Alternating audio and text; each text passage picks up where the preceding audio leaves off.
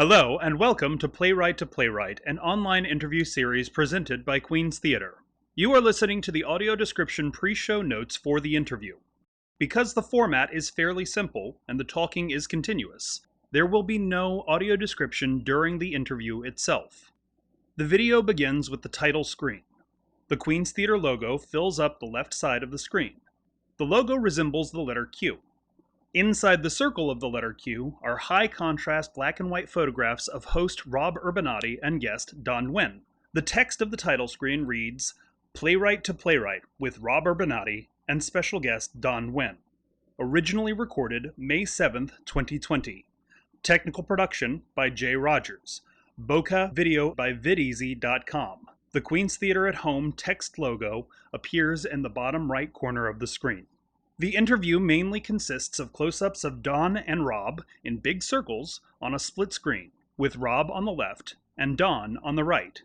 At times, the close-up of Don, who is being interviewed, appears in a large circle or a television-shaped rectangle in the center of the screen, and the close-up of Rob, who is the interviewer, are in a smaller circle in the lower left corner.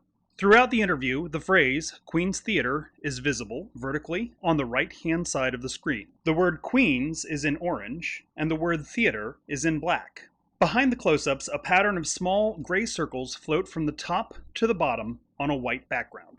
Rob is in his 60s, with close-cropped brown hair and jowls. Don is in his early 40s, with a full head of black hair and a round face. He's wearing a blue button-down shirt with thin white stripes and white earbuds. We hope you enjoy Playwright to Playwright. If you have any comments on the interview or the audio description pre-show notes, please contact us at info@queenstheatre.org. Hello, my name is Rob Urbinati, and I'm Director of New Play Development at Queen's Theatre. And today we're launching a new initiative, Playwright to Playwright. I'm going to be speaking with Don Nguyen. Don is an actor, a director, and a playwright. And curiously, and I think he has the distinction of being the only person ever to operate in all of those disciplines at Queen's Theatre. So he was a logical candidate / target for our first interview. Without further ado, Don Nguyen. Hello. Hi. Hey, Rob. Good to see you. Hi, Don. How you doing? I'm doing good. Doing well. Thank you. Where does this find you? I am here in Long Island City in Queens, just right across the river. And yeah, I'm just here in my apartment. So can you talk a little bit about your life before you moved to New York? Sure. Yeah. So I was born in Saigon, Vietnam, and my family and I fled Vietnam during the war, specifically when Saigon fell. And we ended up going to Guam, and then ended up going to Fort Chaffee, Arkansas, where we were stationed there for, I don't remember how long. I was a little too young to remember, but I think it was at least a month or so. And as refugees there, we were there for a while, and then there were these churches all around the country who were sponsoring Vietnamese refugees during that time. And my dad was able to choose like where he wanted to take the family, and he thought to himself, well, I want to live somewhere that's not too hot, not too cold. So naturally, let's pick Nebraska. It's in the middle of the country, and which is funny because as you know, since you have spent a long time in Nebraska as well, it gets extremely cold in the wintertime and extremely hot in the summertime. So, but that's how we ended up in Nebraska, and I went to school there. And went to the University of Nebraska, Lincoln as well. And then I moved to Omaha, and in Omaha is where I started to run this really small theater company called the Shelter Belt Theater, which at that time was the only theater that specifically their mission was to develop local playwrights and to develop new work. Which is really interesting because like no one really knew how to do that. I specifically did not know how to do that. But we, it was a really great time just because it was such a small theater and we were able to like just do whatever we wanted. And what was also really great about spending time in that theater was that we were able to actually kind of turn people into playwrights. We didn't have traditional playwrights walking in through the door. We had college professors and just people working 9-to-5 jobs who'd come in, watch one of our shows, get really inspired, and would come up to me and say, "Hey, I actually have an idea for a play." And the marching orders were basically, "Go write that play, and if we like it, we'll put it up." And that was basically our development process. Yeah. So you made a lot of friends and had a lot of fans at Shelter Belt, which is how you and I got to know each other, through Ms. Betty Swanson, who used to run the Bellevue Little Theater. And she did a really sweet thing. I don't know if I ever told you, but when you moved to New York, she called me and she said, "I've never contacted you before about anybody from Omaha that's moved to New York, but you have to meet this guy. He's so talented and so nice. And I don't like his wife at all, but she said that. But he's a super guy and you have to meet him." And so we got in touch when you first moved to New York. So I wanted to ask you about that. Yeah, sorry about that. I told you I was going to spring a few on you. I think those were her exact words. That sounds exactly like Betty. Yeah. But anyway, tell me about New York. Did you harbor a desire for a long time to move to New York, or was it more spur of the moment decision? No, it wasn't a spur of the moment decision. I actually had for a while wanted to move actually to Los Angeles because I thought I was going to become a actor and wanted to work in film, and then along the way, I guess when I started to run the Shelter Belt Theater and started to do more stage directing, I really fell in love with that and felt like the more natural step for me would be to move to New York. And so that's what eventually happened. The Shelter Belt Theater ran under my leadership for about 5 years. And at that time, I felt like it was ready for me to step down and hand over the theater to more vibrant and more exciting people. And I wanted to forge ahead and see what else was out there. So that's why I moved to New York City. And I initially went there to pursue a career in stage directing. And as you mentioned, Betty set up a meeting between you and I. Well, I take Betty's word on everything. So you had a foot in the door. So some of your first work as a director was at Queen's Theater. We used to have a playwriting group called the Queen's Theater Playwrights Group, I believe it was called. And we would produce evenings of 10-minute plays that they wrote. So you directed some of those plays, which were called Queen Scenes, I think both years that we did that. And then you also assistant directed on Trial by Water, a play by Don Nguyen, with an alternate pronunciation. And then you also co-directed with me 365 plays, 365 days. Can you talk about directing at Queen's Theater? Yeah, I mean, you basically gave me my first job in New York City. I, got to cut my teeth in New York City theater with the Queen Scenes, and it was a fantastic experience. And I learned so much about, I come from experience of like developing and producing 10-minute plays from the Shelter Belt Theater, and so it felt like a natural evolution for me career-wise, and working with the Queen's playwrights, I thought was a really great experience as well. It was one of those things where having a writers group was something I'd always wanted to do in Omaha when I was running the Shelter Belt, but I didn't really know how to do it. And to actually see one like in person and to see how they were being developed and given a great platform through Queen's Theater, see their work get put on stage like that was really fantastic.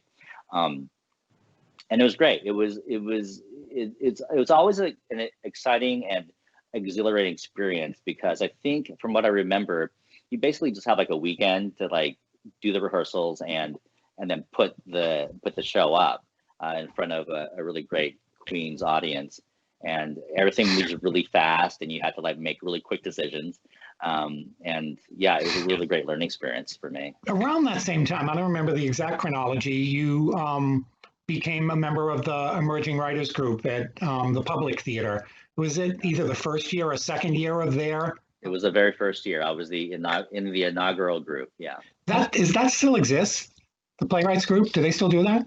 It does. Yeah. Oh, yeah, okay. I mean, that was a fantastic experience. It completely changed my life. It really altered my course career-wise. As I said before, I was there in New York City to pursue a stage directing career, and this really just kind of shifted me into playwriting, which is something I always wanted to try to find more time to do. Back in Omaha, writing the Shelter Belt, I wrote a bunch of like 10-minute plays, and I've always wanted to write more like full-length plays and stuff like that, but never really had a time because, well, as you know, like when you're running a theater, the theater dictates your time, basically. And so what was great about the public theater, and I still, again, I have like you to thank for this as well, because you really were the one who introduced me to the public theater when you asked me to co-direct the 365 plays / days.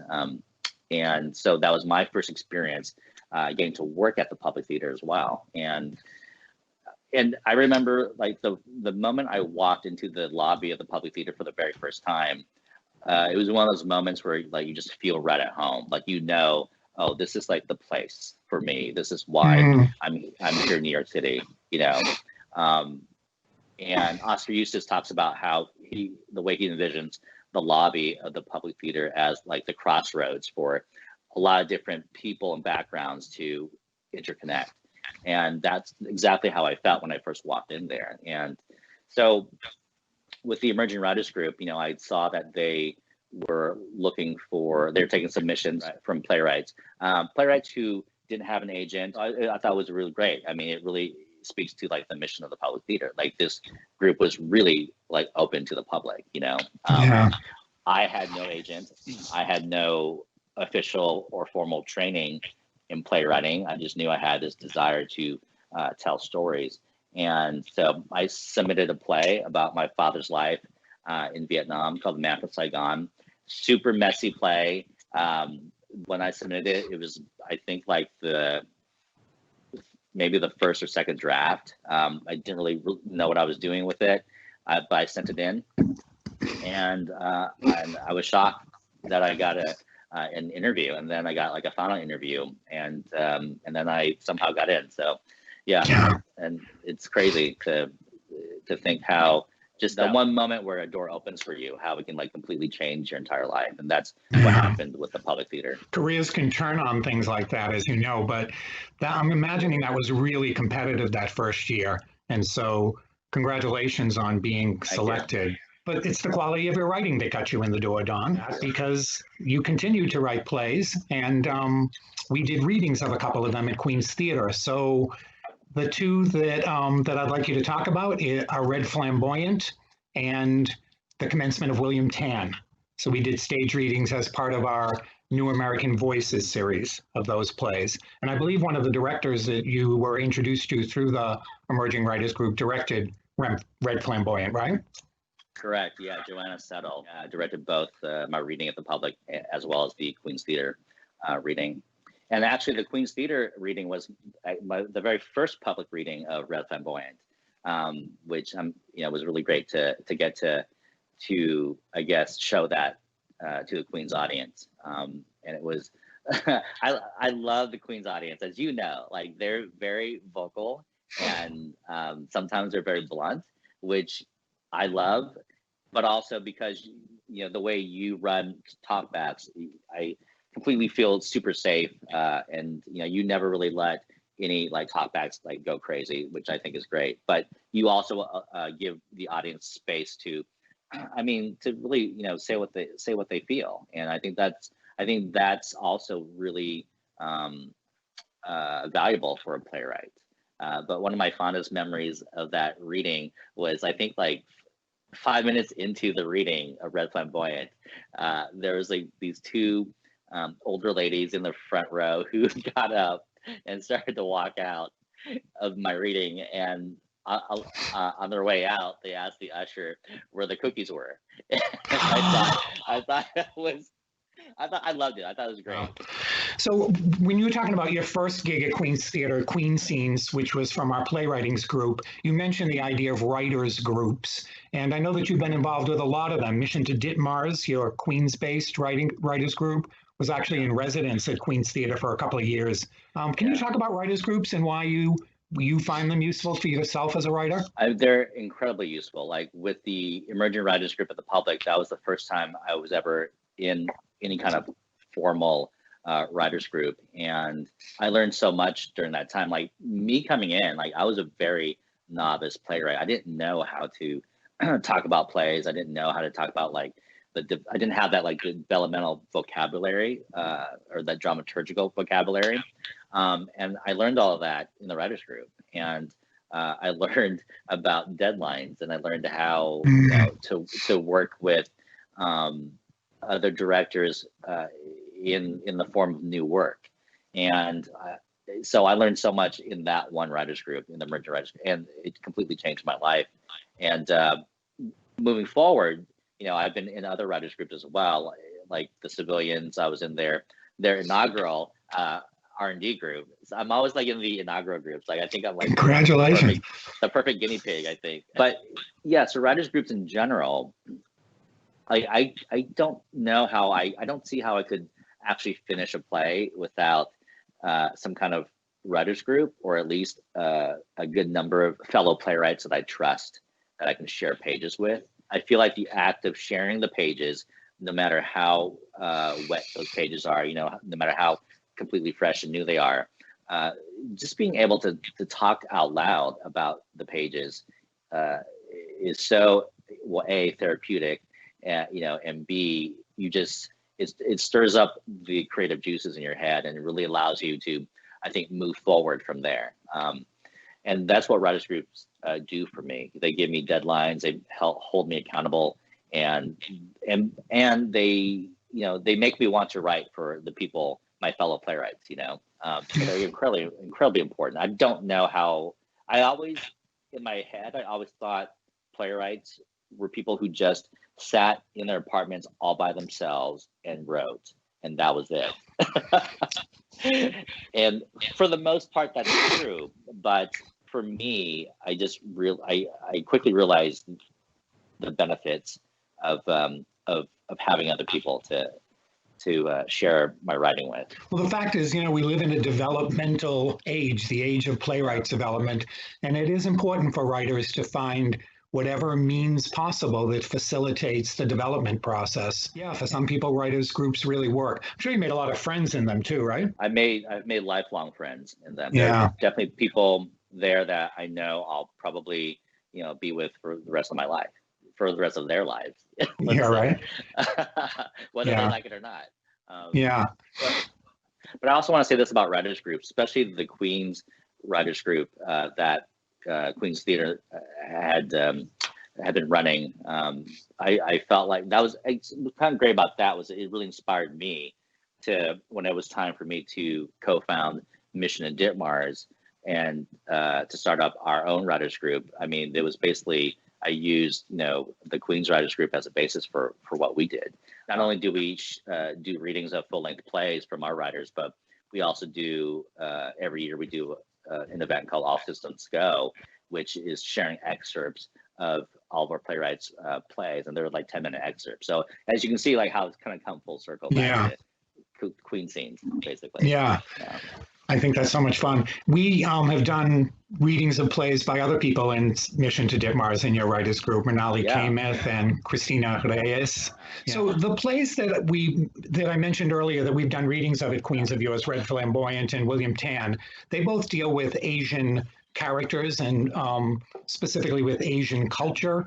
I'm wondering with you as a Vietnamese writer, whether you feel an obligation to write about Asian characters, because I know that some of your other plays and some that I want to talk about, like Sound, don't deal with Asian characters specifically at all. No, I don't feel any kind of obligation to write about Asian characters.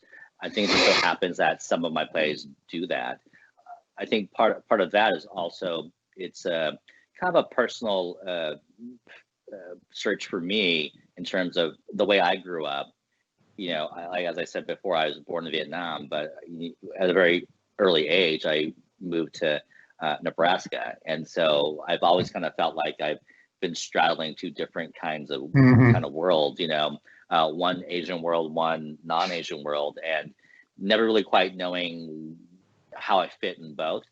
And so I think those kind of themes resonate in all the plays I write. I actually been thinking about this.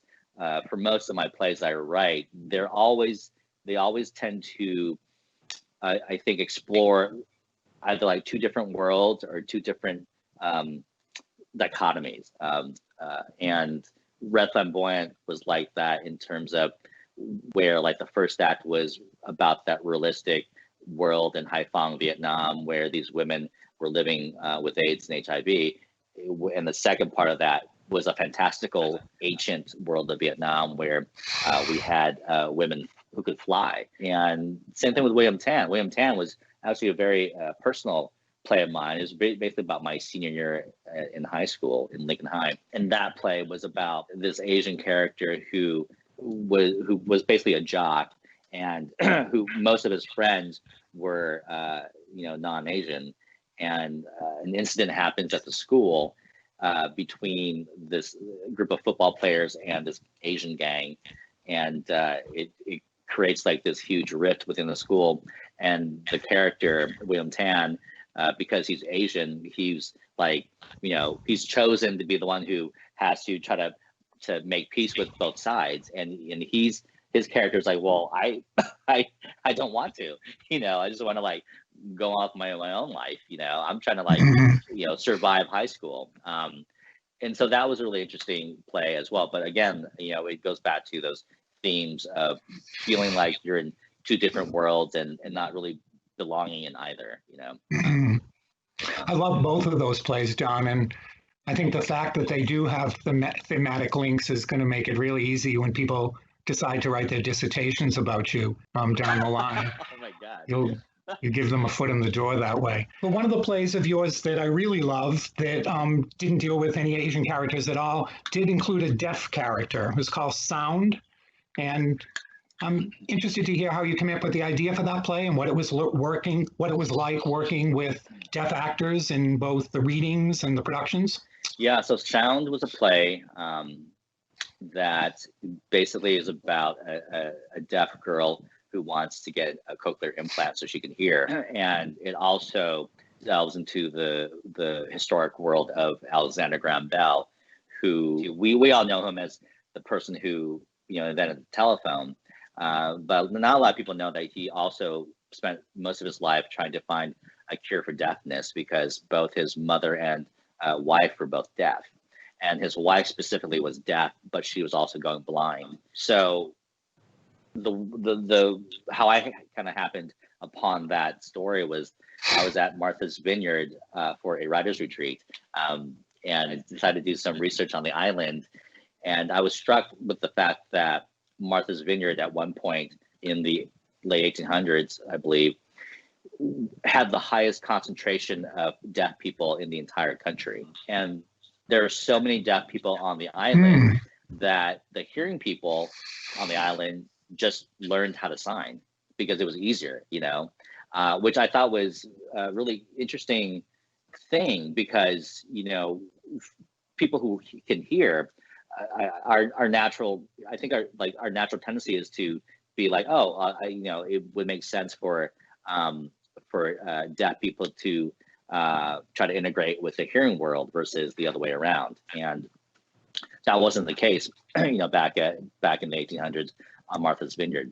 And so the other discovery that I made was that Alexander Graham Bell visited the island several times to interview the deaf islanders there. And he took a ton of notes and stuff, where his kind of mission in life was to find this cure for deafness. So with that, and this ties back into the Civilians R&D group, they had just announced taking submissions for their first writers group, and I submitted that idea to them as my goal was to write like a documentary style play about deafness on the island. And in the group itself, it turned out not to be quite documentary type. It ended up being more of a historic type play that also added on the layer of this, present day world of this girl trying to get a cochlear implant.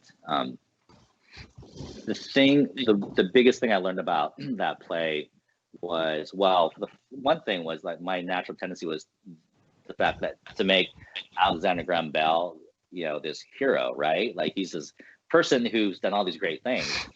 Of course he's a hero.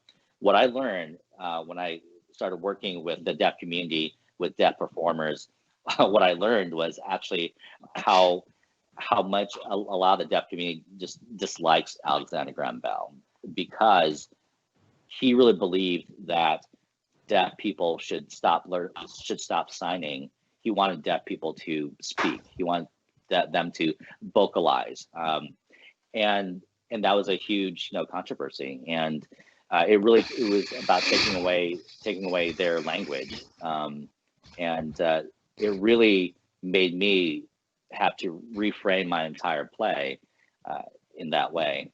The same with cochlear implants, where I feel like what I learned about this play is that we all have people who can hear. We have this hearing privilege. We assume certain things. And I don't know if you've seen like those cochlear implant videos that have gone around and gotten viral, where a deaf person who gets a cochlear implant turns it on for the first time, and they can hear for the very first time, and they start crying. Then you start crying as a person watching the video because it's so great. You're like, yes, of course, they can finally hear. They're now quote unquote normal, whatever that is. And what I learned from working with the deaf community is that how controversial cochlear implants are, and how a lot of deaf people view that as taking away their deafness, and taking away something that's really special to them. Many deaf people are really proud of being deaf, and they don't view deafness as a handicap. They view it as something really special that they have. And sound, try to capture all of those kind of complicated conversations. At the same time, sound tried to do something that I felt had not really been done in the past, at least successfully, which was I wanted a play that was simultaneously interpreted, meaning a hearing audience and a deaf audience can go in at the same time to any show, doesn't matter what show it is, and watch the play, and they could both understand it. And the way we did that was with shadow interpreters, where we had people signing for a character who was speaking, and people who were signing, we had people voicing at the same time. And we didn't put them off to the side. We put them in the action on stage. And so when we had the world premiere up in Seattle, getting to see it for the first time with all that happening was definitely one of the most fulfilling moments of my life. The idea that, oh yeah, we're here to test this notion that maybe this could work, that maybe simultaneous interpretation can work for both audiences. We don't know if it will work or not. It could, be terrible. And the fact that it wasn't, and the fact that people were really moved by it, and a lot of people came out saying, I've never seen anything like this. This is really incredible. And that really got to me. And especially the deaf audience members who came out and were really enthralled by it and really touched by it as well. Yeah. No, it's really interesting all you say. First of all, the link of that play with your other plays in terms of examining two worlds. But the way that a research play can lead you into discovering things that you never discovered about the characters you're writing about, or historical characters, I think is really fascinating and a good lesson for a lot of writers to learn. You think you're going in one direction when you write a play based on a historical event, and then the research takes you somewhere else entirely. I mean, you were off and running with your career when Queen's Theatre invited you back and commissioned you to write a 10-minute play for a 10-minute play festival called Park Plays. And Queen's Theatre's executive director, Taryn Sacramone, loved your play. She still talks about it to this day. All of the plays, the writers were tasked with writing a play that had something to do with Flushing Meadows Corona Park, which is where Queen's Theatre is located. Can you tell us a little bit about that 10-minute play? Yeah, it was called Race Day, and it was about this, it was like this it was about dragon boat racing. And it's funny how everything just kind of comes full circle with Queen's Theater. When I first moved to New York and I got involved with Queen's Theater, and you introduced me to Ma Yi Theater Company, which is one of the most notable Asian American theater companies in the country. I got involved with them. I'm I'm in their writers lab as well. They, at the time, they had this dragon boat racing team, and I joined it because I was like, hey, this seems really interesting. I've never done dragon boat racing before. It might be fun. We would practice out at Flushing Meadows Park, and we were like the Bad News Bears. All these other dragon boat racing teams were like sponsored by financial companies like banks, and like they had a lot of money and everything. We were sponsored by the Ma Yi Theater Company. We were really not known to be a really good team, but it just so happens that the year I started was kind of like our breakout year. Like we had some really great trainers, and we all as a team just really bonded and ended up doing really well. We won a few races that year. It was really great to have the crowd cheer for Ma Yi, which is fantastic.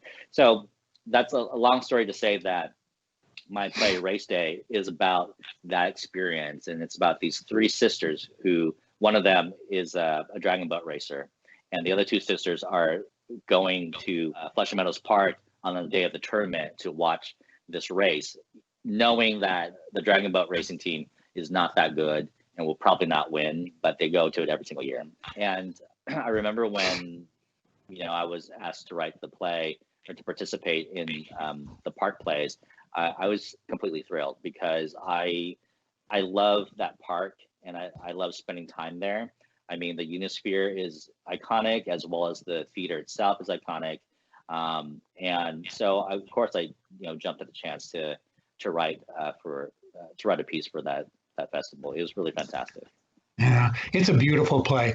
I didn't know the autobiographical connection to it, but it's so funny and so charming and really deeply moving. And I think you had a great production at Queen's Theater. The actors were terrific. Great. So, Don, I have to say, I was surprised that you jumped on the bandwagon and decided to write another of the many plays out there about Kim Jong-un.